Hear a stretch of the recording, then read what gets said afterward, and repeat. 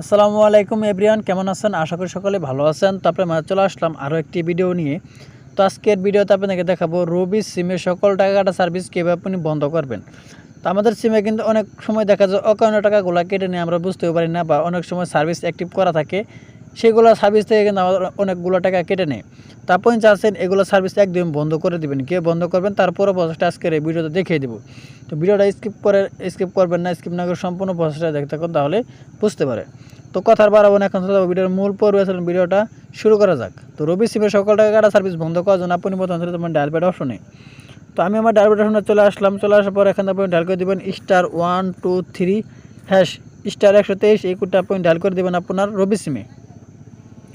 তো আমি আমার রবি সিমে ডায়াল করে দিলাম। ডায়াল করার পর একটা প্রথমে সময় নেবে, সময় নেওয়ার পর এরকম একটা ইন্টারভিউ শুরু করে দেখেন, আপনি দেখেন 6 নাম্বার আছে SMS গুনগুন। এখানে আপনি 6 উঠিয়ে দিয়ে সেন্ড অপশনের উপর ক্লিক করে দেবেন।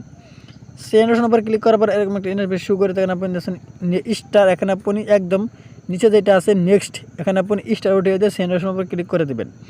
সেন্ড অপশনের উপর ক্লিক করার পর এরকম একটা ইন্টারভিউ আবার শুরু করে দেখেন, আপনি দেখতেছেন স্টপ অল অ্যাক্টিভ সার্ভিস, এখানে আপনি 10 উঠিয়ে দিয়ে সেন্ড অপশনের উপর ক্লিক করে দেবেন।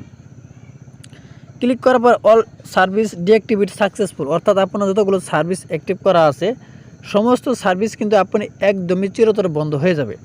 অর্থাৎ আপনার কিন্তু সিম থেকে কোনো প্রকার টাকাগুলো আর কাটবেন না বা কেটে নেবে না এই সার্ভিসটি বন্ধ করে দিলে।